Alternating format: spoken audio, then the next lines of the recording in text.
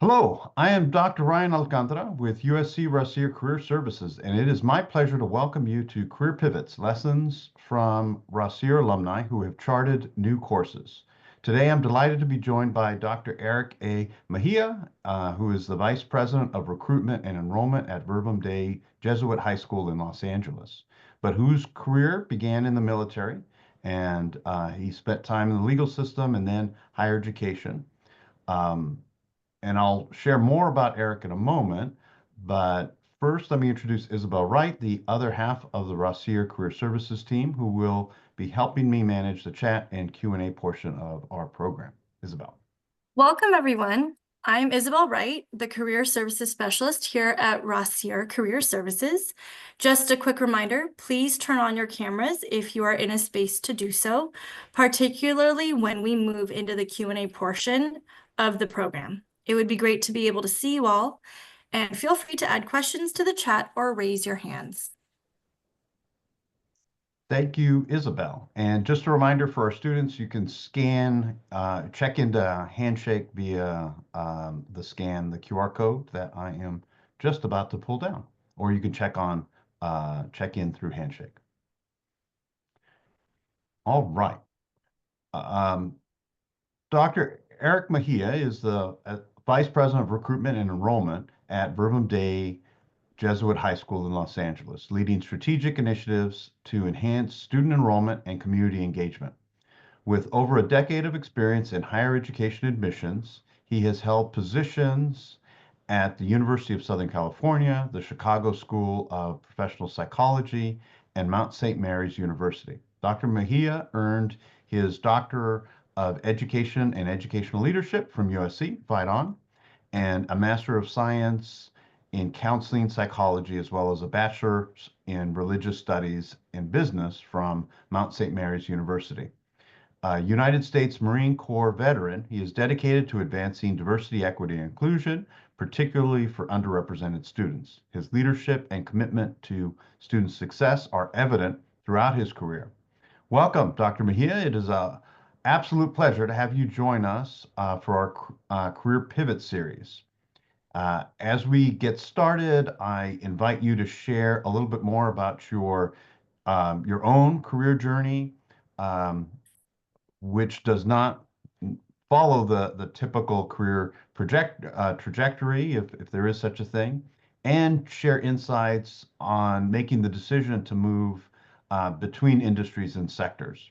And I would also love to learn more about the impactful work that you all are doing at Verbum Dei Jesuit High School. It's an incredible model of secondary education with a strong commitment to social justice and empowerment. So with that, I'll hand it off to you. Well, thank you. First and foremost, thank you, Dr. Ryan, for the warm introduction. And it's a complete honor to be here and share my journey with all of you. It's great to see some familiar faces in the group here. As you're right, my path has definitely been anything but linear. But I do hope that sharing my story, I hope everyone will walk away with insights that will help you navigate your own career pivots with confidence, right? So I guess I'll start off, like many of you, I started my journey with a vision of where I wanted to go. But life, opportunities, and my own evolving interests took me on a path that I never would have imagined or expected.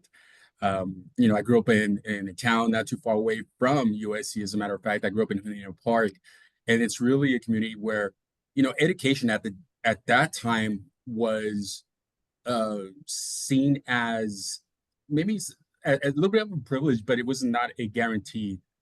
As a high school student myself, I had a few challenges. Not that I was a bad student, but because I lacked a little bit of ambition. It was more that I lacked guidance, mentorship, and a clear sense of direction. I didn't have someone telling me how to navigate academic expectations, how to prepare for college, or even what careers might be possible for me. So after high school, I was lucky enough, like I said, I was never a bad student, but I did find myself being somewhat of a lazy student at times. But after high school, I was accepted to a few Cal States, and I chose not to attend those. It was a time where when you thought about financial aid, it was just not a conversation you had with your family at that time. It was one of those things where, if you owed money to an institution, well, you didn't want to be part of that. The financial literacy aspect, what was really difficult, especially for parents who didn't understand the educational system. So to alleviate some of those pressures or family pressures, I ended up at a community college. I ended up at Cerritos City, where I spent a semester there. Uh, but even then, I felt something was missing. I was searching for the very same mentorship and guidance I had longed for while I was in high school. And I felt like I was navigating everything on my own, right? So for me, I knew that I needed a new path, a new mindset. Um, and that's when I made the decision to join the Marine Corps. So one semester at Cerritos, I realized that I needed some structure, I needed direction. And for me, joining the military at that time made sense. So I was drawn to the structure, the discipline, the sense of purpose, if you will. Um, and in the same time, the Marine Corps taught me uh, how to be resilient, and how to operate under extreme pressures, which, in my opinion, these are qualities that have carried me through every phase of my life. But when my time ended in the Marine Corps, I faced that ever popular questions, what next, right? Which is the question that most veterans ask themselves after their experience is done. I had all these skills, but no clear pathway on how to apply them in the civilian world and in certain spaces. So I was very lucky through networking that I was able to work in the aerospace industry in Rancho Dominguez, and I did that for a year and a half. And at the same time, I was attending Cal State Dominguez, which was a wonderful experience at the time. So working in the industry, it was a stable career path, but I soon realized that I wasn't passionate about it, and that's, I think, was key for me. Was I really passionate about the work that I was doing? So two pivotal moments happened during this time. Um, I transitioned into the legal field after a year and a half. Uh, a career in law seemed like a natural progression. It was analytical, there was structure, and it gave me a way to make a tangible impact. And then the second thing was, I took a semester off before graduating from Cal State Dominguez Hills, and I told myself that break was going to be temporary, but that one semester turned out to be over 10 years, right? So there was a lot, again, it was one semester, and I said, hey, I'm going to take a break, but again, it turned out to be over 10 years. So, within those 10 years, however, I worked at two law firms, one in Westwood. I worked there for about 5 years, and then another in Fullerton for another 5 years. And quite frankly, I stood in the industry because, I really was thinking about long-term careers. I felt that the legal industry was the place for me. That's where I wanted to be. It was really wonderful experience, and I found myself being immersed in this world of contracts and negotiations and legal systems. But then the market crashed, and I found myself at a crossroads. And it was in this moment of reflection that I had three major realizations. One, where did time go? Over a decade has passed, and it wasn't really where I truly wanted to be. Two, I found a niche. I realized that the part of the job that I loved the most was really helping people navigate complex and overwhelming systems. And I really found joy in doing that. And this is, again, the very same thing that I was hoping for as a young student and someone who was entering the professional, the professional world at a young age. And then the third realization was that I wasn't young. I was now in my mid 30s, and I wanted to finish what I started, and that was my education. So now I find myself thinking about going back to school as an adult learner, right? So, these realizations led me to higher education. I enrolled in the weekend college program at Mount St. Mary's University, where I majored in religious studies with a minor in business. And going back to school as an adult learner, that came with its own challenges. I was in a classroom filled with younger students who were in a different stage of their lives. But what surprised me the most was how often they turned to me for guidance, which that was in a lot of ways new, but I really embraced that and I was open to that experience. And I think one moment that really stuck with me was one of my younger classmates was really struggling with self-doubt. And she asked me, how do you stay focused? How do you balance everything? Right. So these are conversations where they weren't just moments of mentorship. They were moments of clarity for me. I realized that guiding others through their educational journey was really my true calling, and really, I think that led to my purpose. So, returning to school as an adult learner wasn't just for me, at least, about earning a degree. It was about proving to myself that I could finish what I started, and I knew that I had valuable life and career experiences, but I wanted to formalize my knowledge and align my work with my deeper purpose. So after just one semester, it's funny how things happen, right? But after just one semester at Mount St. Mary's, I started working in their financial service department. At first, it was a way of just really gaining stability while pursuing my degree. But I quickly realized that I was drawn to the human side of education, helping students and their families navigate processes that often felt overwhelming, especially those who uh, have never really dipped their toes in this world of education, right? Um, and I would say that one moment that really solidified my calling was when a single mother, adult learner too, young adult learner, walked into my office and she was really in tears and she was really overwhelmed with the financial aid process.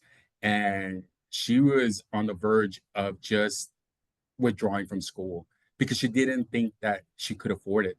So I sat with her and I explained the financial aid options in a way that made sense to her and reassured her that we could find a pathway forward. Uh, and I think that what was so gratifying is that when she left my office, she not only didn't leave with a plan, but there was a sense of hope and empowerment.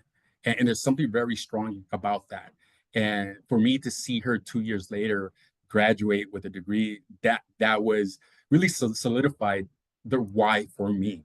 So so it's been a really wonderful experience being in a position where we can influence others and help others. So I take great joy in that. Uh, so as I progressed in my academics, I did transition into roles that align with my own growing passion, which was to mentor, to guide, and more importantly, to advocate for students and families. And I really found joy in simplifying these overwhelming and complex systems for students and their families who just felt lost in the process. So whether it was helping first generation college student fill out their FAFSA forms, coaching a transfer student through their transition, working with student veterans as they transition out to the military to higher education. Um, just these experiences uh, really really showed me that it wasn't all about policies, procedures, and paperwork. It really was about the people that I was helping. Um, so it was just a really powerful experience for me. Um, I will add that I did continue on my education and I earned my master's degrees in Mount St. Mary's, which was it really profoundly shaped my approach to working with students and families. The degree didn't just give me theoretical knowledge, but it gave me a deeper understanding of human behavior, motivation, and the emotional challenges that students face. And I began to see that academic success wasn't just about intelligence or discipline. It was really about self-efficacy, confidence, and mental resilience. Um, and I saw that with a lot of the students and families that I work with. Um, the one experience that I could share with you is really working with first generation student who confided in me that he felt like an imposter in school. He doubted whether he belonged in higher ed.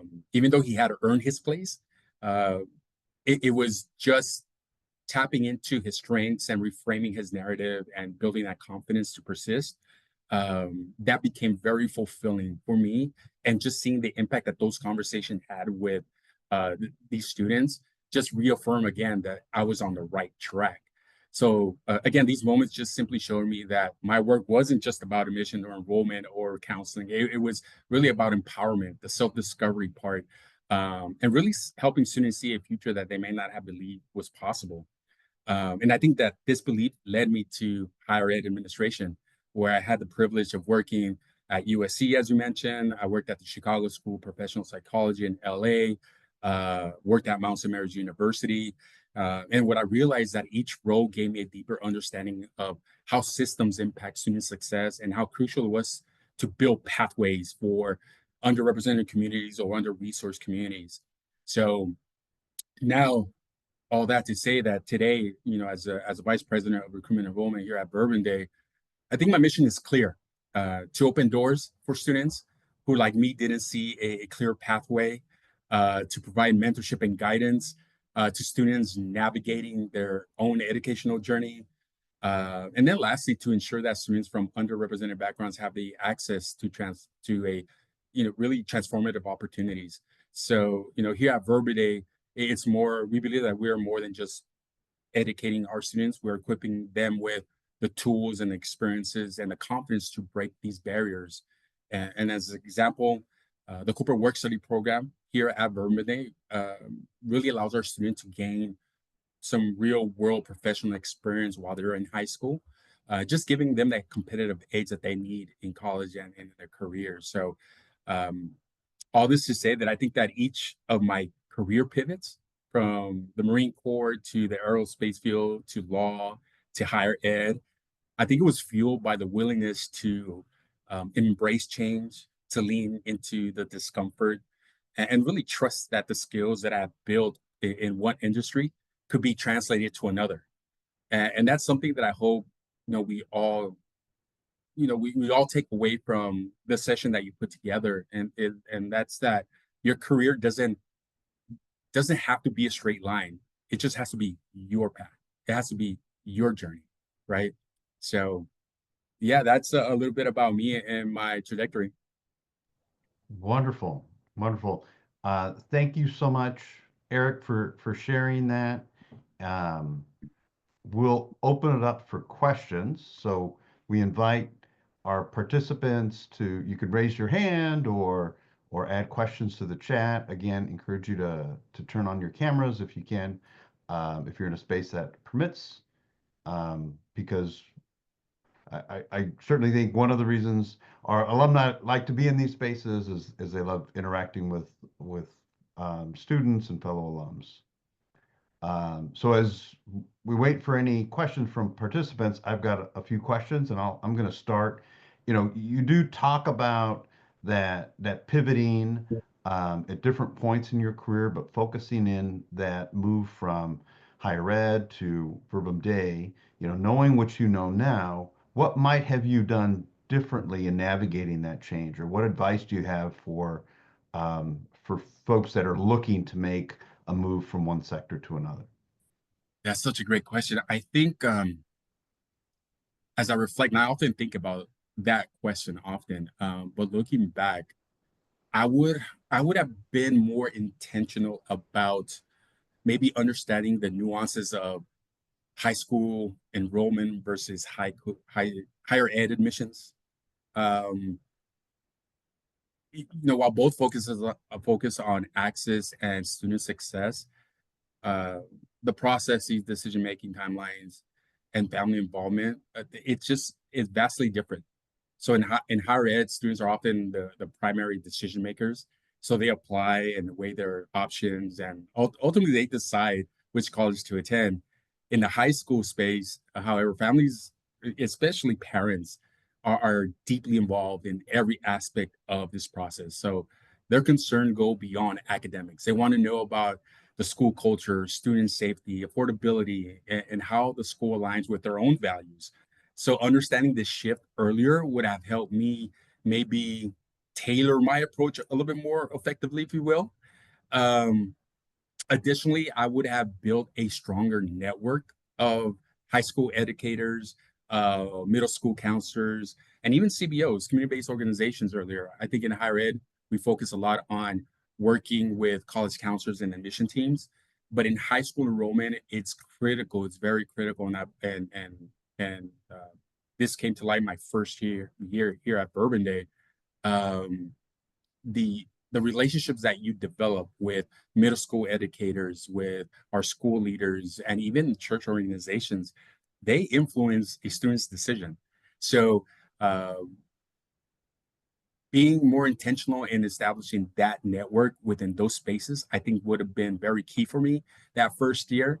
Uh, but that's to say that, I personally don't believe in regrets.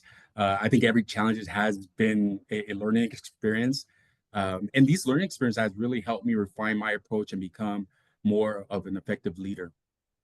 Great, great. Well, I appreciate that note on networking, and I know your response kind of focused in on once you're in the role and understanding and taking advantage of resources. I'll extend it because and when I talk to students and alumni that are considering pivots and like intentionally planning to move those segments, one of the first things I do is encourage them like get connected in those spaces. Yeah. And so that oftentimes, it requires lots of applications, kind of crafting your narrative, and the networking allows you to jumpstart that process. Right. Um, so so hopefully that kind of resonates with you, but in some ways related to that in that personal narrative, and what I kind of picked up. But I hear this from students oftentimes of especially as they're looking to make those changes in sectors of kind of a deficit-based perspective of like, well, I haven't really worked with that population of students, or I haven't done this or that. And what I encourage them is really to look at things from an asset-based perspective, because Right. a recruiter is going to come up with those reasons of why not to hire you. Um, but I loved your messaging as it related to, your motivation and your passion and so I don't know if you've got some thoughts on particular advice as you kind of work that message through your transitions. Um, but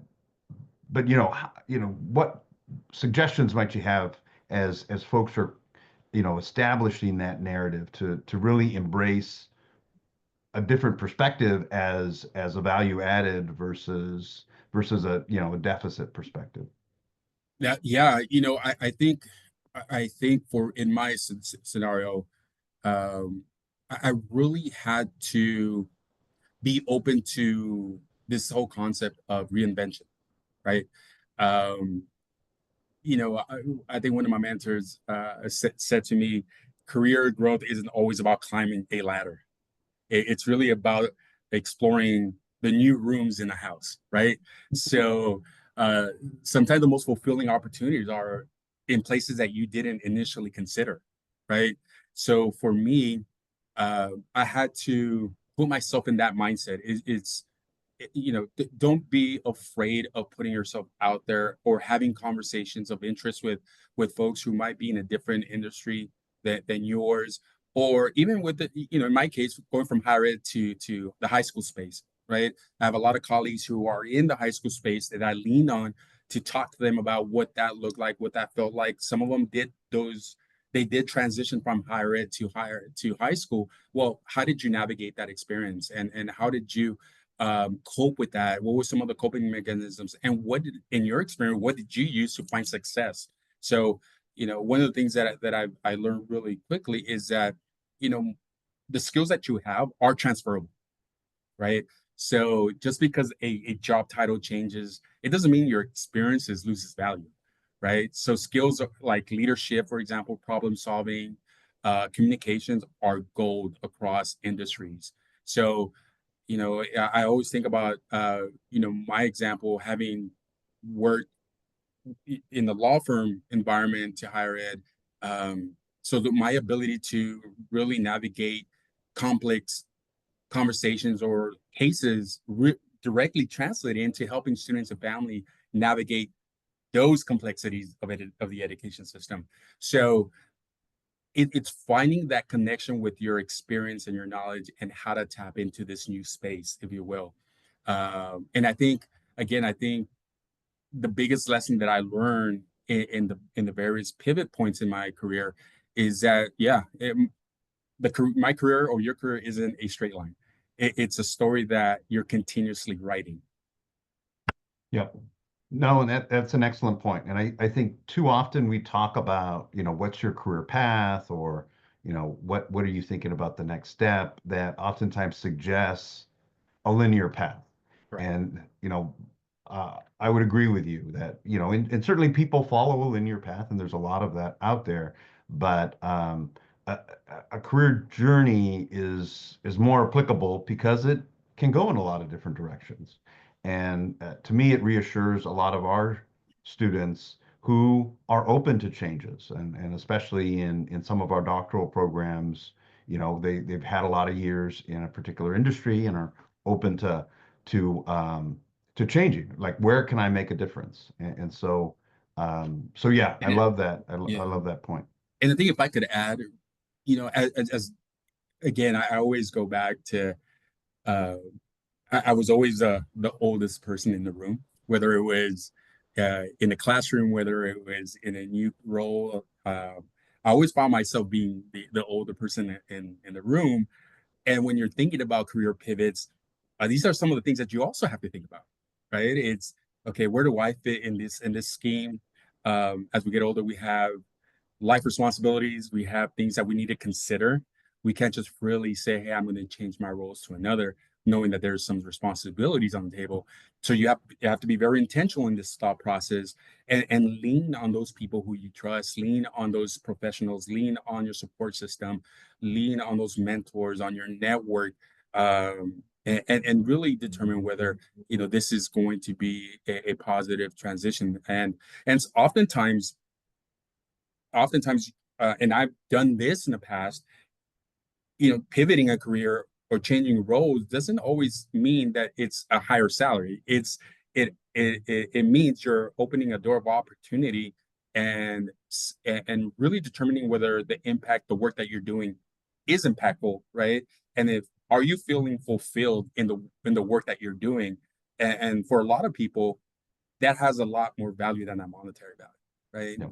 There's a lot of flexibility, there's autonomy, there's these things that we're looking for, and sometimes those things don't come with a salary. And the salary will come down the road, but sometimes you have to make these hard decisions, and you just have to be patient, right?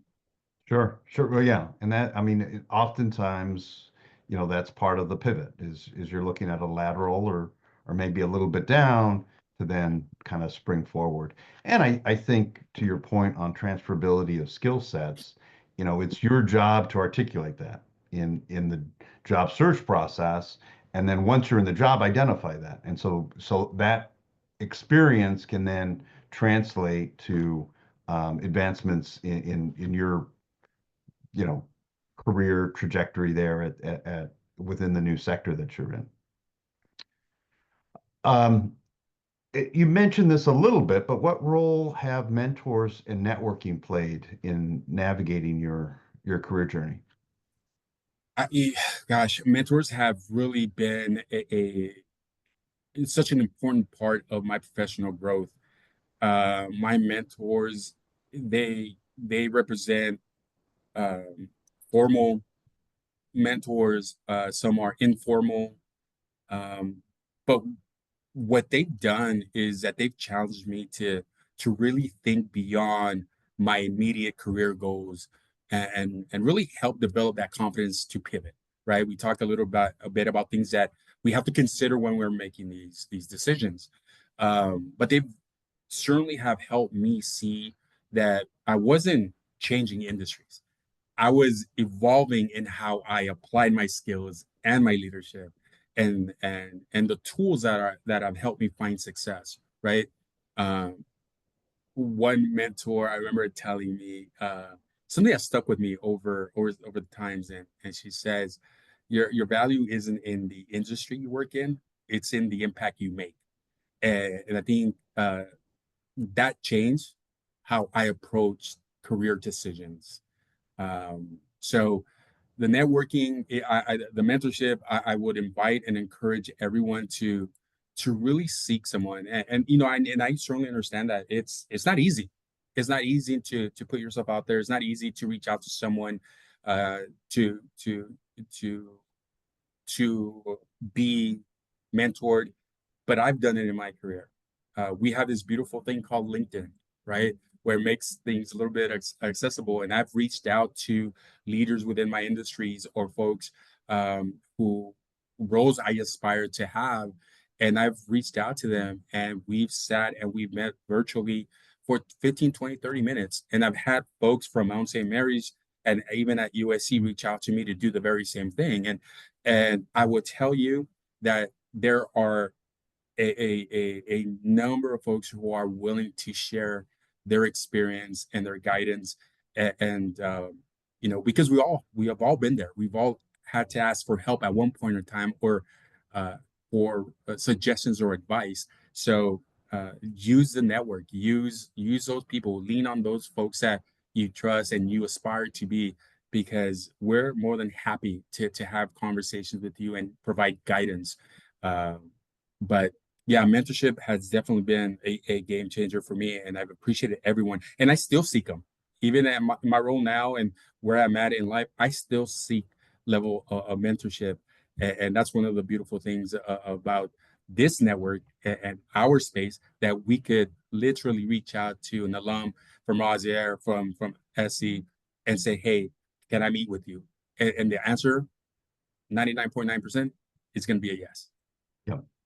Yeah, no, and that's so powerful, and certainly the USC network is lifelong and worldwide, and that's one of the things I love about my job in career services at SC is the generosity of our alums to spend time with students and to get back to the university.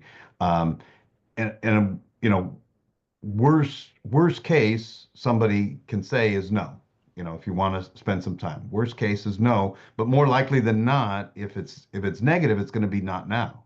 Right. But you generally do get a response, and so yeah, definitely strongly encourage students to reach out and develop those communities, and an informational meeting can turn into a mentor relationship. Right. Um, how has your Rossier education prepared you for your leadership roles? Wow. So at Rossier, let's see. Well, it gave me a really strong foundation in educational leadership, policy, and student advocacy. But I think more than that, it really sharpened my ability to think systemically about challenges in education, whether it was in K through 12, higher ed, or just workforce development. I think one of the biggest takeaways was learning how to develop and implement strategies, right, that drive student success. So the research, coursework, and all the discussions within the program really helped me analyze how institutional structures impact access, equity, and retention, which is one of the things that, as I was thinking about my dissertation topic when I was going through the program, so my dissertation topic spoke about the student veteran experience at USC, and it talked about some of the resources that our students experience that help them navigate that transition from military to higher ed, and at the same time find success. So I wouldn't have been able to done that without the preparation I had in Rossier. Um, so it definitely set the foundation for, we talked about confidence a little bit, right? And it really set that foundation to build that confidence to walk into a room and feel, okay, I see systemically, I see where there are some obstacles here, some challenges and areas of opportunity, and then create processes to drive that student success. So it definitely was a a wonderful, wonderful experience for me at going through the program. But I also think that beyond the academic side, Rossier, and we just talked about, and the network has been invaluable. You know, being part of a community of educators and leaders has opened doors, have provided those mentorship opportunities, and again, just reinforced my commitment of making a difference in my industry. However, there's one thing that I'd emphasize to everyone is to really lean into that Rossier network. It's, in my opinion, it's one of the most valuable resources that I have. You know, I have colleagues who are doctors here as well, and they always talk about that USC network. And they say, gosh, I wish that in my respective school, I don't want to necessarily name those schools, but it said, you know, I wish we had that strong of a network at my school. Right. So it's really taking advantage of that opportunity. Yep. Well, yeah, taking advantage and when you meet somebody, you know, following up and not just attending a session and hearing some good things, but looking for that next step in building relationships, which is Correct. critical. Well, this is how you and I connected, and this is For here we sure.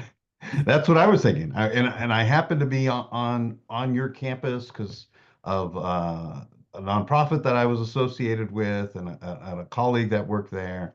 And we mentioned this was over a year ago and said, well, I'd love to invite you to come and talk to our students. And of course, you were generous with your time. So appreciate My that. pleasure. Um, I I wanted to kind of reflect on some of those things that you were saying in your comments earlier equity is an important part of the work that we do or the education that that folks get at Rossier. And you suggested it kind of in your journey of you know advocating for that and being you know that being an important driver in your work. Um, I don't know if you've had kind of settings and places where, you know, maybe that wasn't being represented, and maybe you had an opportunity to place that emphasis in. Because I do worry, you know, because we talk about it so much, and sometimes political Mm. climates change, and it becomes difficult to do that work that we're passionate about. How have you navigated that in your career, or do you have any examples that might be insightful? Well, you know, I think when you think about our current political climate, I think especially for our school, and I'll speak specifically to our school, um, we think a lot about uh, how we are actively advancing social justice through our mission, right? And we think about our commitment to educational equity and economic mobility and the holistic student development, right? And I would say to you that, you know, it's been a real eye opener for us when we talk to our families of our community and just how worried they are because of the current political climate that we live in.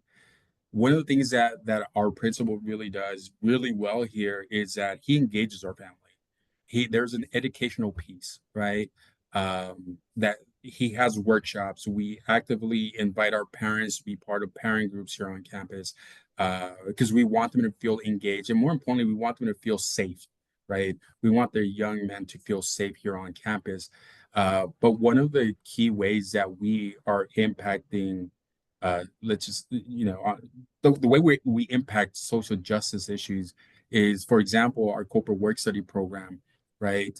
uh, for those who may not be familiar with Verbum Dei, our corporate work study is very unique, and the corporate work study offers our young men 1 day out of the week to work at one of our corporate partners, and we have over 85 corporate partners, and they range from the legal field to architecture to engineering to medical, you name it. We have partners in those industries, and you know, they're not going into these spaces to clean the office, throw away the trash. They're there to to really work with owners of these industries, managers, supervisors, so they're really understanding what these trades are, right? These careers. So through the corporate work study program, which is, in my opinion, is really groundbreaking initiative, it provides real world professional experience for students, right? And this program directly addresses economic and social inequities. So it does place students in corporate internships. It offers students exposures to career paths that they may not otherwise have access to. Uh, and this is powerful because it really helps them envision social and economical mobility. And it also teaches them financial literacy. And it really provides them with the skill to prepare them for long-term economic independence, right? One of the other things that we do think and really work towards is just this idea of access to quality education for the marginalized communities, right? So Yep. many students here at Verbum Dei come from income families who might not otherwise have the access to college prep education. So the school, we do provide the tuition assistance and financial aid uh, while we still maintain a high academic standards. We do offer a wraparound support service for academic counseling, mentoring, mental health resources, things of that nature.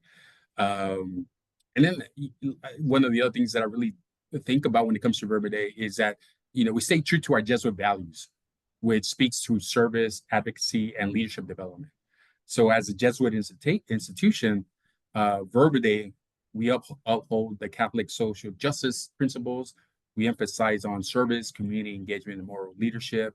Uh, we do encourage our students to engage in service learning projects that addresses the real world social issues such as homelessness, environmental justice, racial inequities. We also promote advocacy and leadership training. So it empowers our students to become more change makers in their community. Uh, and we integrate the Ignatian spirituality, which it teaches the importance of being men for others with others, which fosters compassion, critical thinking, and commitment to justice. Wonderful, wonderful. Yeah, really tremendous in terms of the model and the service that the school provides. I mean, sometimes folks think, oh, private education, and there's a notion that the mission is exclusive when in fact it's very inclusive. Inclusive, correct. Correct. What were some of the professional development tools and resources that you've taken advantage of, in addition to the tremendous Trojan network? Well, I've really taken advantage of presenting at conferences, WACAC, NACAC. I was able to do a presentation at one of our NACAC in Seattle before I left USC, and it specifically talked about the student experience, the student veteran experience in higher ed. I did that with a colleague of mine in the Rossier program. So it was a really great experience. So being able to connect with uh, other Trojans in the different communities of networking. We've been able to do that, whether it's social networking, whether it's professional networking. Uh, and again, taking advantage of opportunities to present at conferences, that is such a wonderful opportunity for networking as well. Um, Professional development in terms of just connecting with uh, those in the same industries as me and sharing challenges and obstacles. Those are the type of experiences that I've taken advantage of uh, as part of the Rossier family. That's great. That's great. Well, and it makes me think. I mean, you talked earlier about impact, um, and being impactful in the work that we do. we, Folks need to be self-promoters too and looking for opportunities. How can you share what you're doing? And we certainly talk to students about that and communicating it in their um, through interviews and their applications. Like, you need to be self-promoters. So if your natural tendency is to be humble, I appreciate that. That's great, Yeah. but that can't be a professional strategy. And so kind of pushing yourself to be thinking about like, what is the impact of the work that I'm doing? Gathering some research, going to a conference, and making sure you can share that effectively in your interviews is critical. Correct. I want to be very honest with you. When for me, for me, networking, putting myself out there to explore these opportunities, initially it was such an overwhelming feeling, especially if you're not used to taking that initial step to say, "Hey, my name is Eric. This is what I do. I'd love to talk to you a little bit more about what you do." Right. Developing that elevator pitch is Sure. didn't come easy. Didn't come easy, but it's practice, right? Oftentimes you have to hear the no's before you hear the yes, and you have to be okay with that, right? And because it is a learning experience, um, it helps you refine your approach, in my opinion. It helps you build that confidence that you need to walk into a room and just introduce yourself to people, right? And that's a very scary place to be for a lot of folks. It certainly was for me. Even though I had experienced, engaging with families and students, I felt comfortable in those spaces. But walking into a room where I didn't know anyone, that was overwhelming, and that's rather, that's nerve-wracking. But I was able to overcome that by just practice, continue to put myself in those spaces, continue to put myself in those conversations. Because if person that you're engaging doesn't know what your interests are, then where's that mobility? Yeah. You know, Yeah, where's that conversation going to go? That's right, great. I appreciate you sharing, and I'll say I'm an introvert. It does not come natural to me, but to hear that VP overseeing admission, like your daily work is out there and communicating, working with folks. So a reminder to everybody listening, like you may look at a particular role and say, "Oh, I can't really do that," or "I'm not comfortable with that aspect of my job." But a lot of these things are learned, right? And you may bring a different perspective. And I'll say, really effective networkers are better listeners than talkers, right? You're trying to engage the conversation and not leading it. So right, some of this, my observation is some of the skills that we have as an introvert can make us more effective networkers. Um, and again, not to get into that kind of debate, but just as a reminder of folks, like, this is not like only this kind of person can do these kinds of roles. Um, hmm, and this is something you can definitely engage a mentor in, is if it's an area that you're reflecting on and I need to grow. absolutely, absolutely. Um, you've been in different educational spaces. I'll put out the question: what do you see as some of the greatest challenges that educators are facing at this moment, either from the K-12 perspective or higher ed or education as a whole? I think education is evolving rapidly, and as educators, I think we're facing unprecedented challenges. So I think for me, the three biggest ones that I've been able to identify is equity in education, ensuring that all students, regardless of background, have access to quality learning opportunities. Um, I think social economic barriers, the lack of resources, and oftentimes, these systemic inequities continue to create some gaps in access and success. And I think that's one of those challenges that we're continuing to see in different spaces, depending geographically where you sit, right? Um, Student engagement and mental health is a second challenge that I've been able to identify. I think the past few years have changed how students learn and interact with education. Uh, COVID was a great example of that, right? So we're seeing a significant increase in mental health, and we're seeing that now even today, right? We're still seeing some of the effects that COVID had in that educational uh, process for our young people. Um, I think teacher retention is another challenge that I've seen. I think educators are navigating burnout.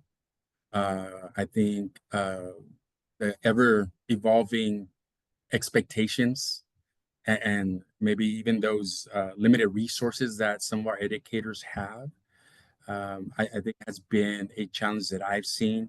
I think many teachers feel overworked and perhaps even undervalued at times, leading to turnover rates. And I've seen that in our middle schools. Oh, Uh, wow. seen that in our middle schools quite often, and that's impacted the learning outcome of our young students. And we've had families and students express that. We've had teachers are no longer there. They're there for a year and they realize that the expectation is too much for them. Uh, so, in my opinion, I think schools and institutions need and they should prioritize teacher support, professional development, and a real sustainable, realistic workloads that retain quality educators. So I know that the solutions aren't simple, but the work is necessary. Yep. So we definitely need systemic change, and not just short term, but long term. Great. And we have time for a couple questions. And thank you, Coleman. I see your hand up. Invite you in. Yes, thanks Ryan and team for hosting. And Eric, hi, nice to meet you. Thanks for all your insight. My name's Coleman. I'm a 2020 grad from the PASA program at Rossier. I'm currently on the job hunt. A lot of my questions that I had in mind were asked. So thank you, Ryan, for the great questions. But one that I wanted to ask you, Eric, was during your, I'm sure many rounds of interviews through all your different job searches and your positions, has anyone ever asked you about why you are changing careers or why, like why are you changing fields? One, has that ever been asked? And Yes. two, if so, like, do you have any tips for answering that question or advice for how you've answered that question in the past? Yeah, I smile when you ask that question because I'll give you two quick examples. So before I started USC, working at USC, once I started working at USC, I had access to workforce.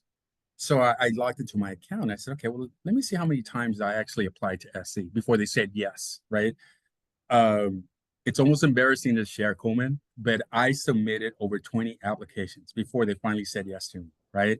So it's persistency, right? It's continue to be persistent, right? So when I finally got the interview, I was asked that question. When I decided to work at Verbum Dei, the first question that the president said to me was, okay, I have to be honest with you. I said, okay. He says, for all intents and purposes, you have, and this is his words, he says, you have a very sweet gig at USC. Why would you want to leave?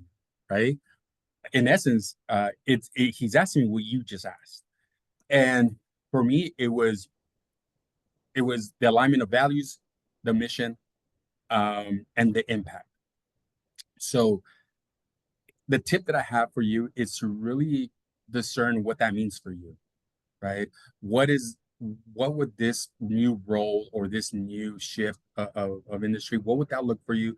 Is this a role that's going to give you that fulfillment that you're looking for, the impact that you're looking for, and at the same time being able to make a nice living for yourself, right? So just being very transparent and honest with your response, I felt for me was very important, right? And I think that was appreciated by the interview committee here. So, like I said, I would recommend just be very honest and transparent. Think about your why. Why do you want this particular role? What does it mean for you? Does it align with my values? And just convey that to the interviewer, and they will appreciate the honesty. So I don't know if that helped answer your question. For sure. Yeah. Thank you so much.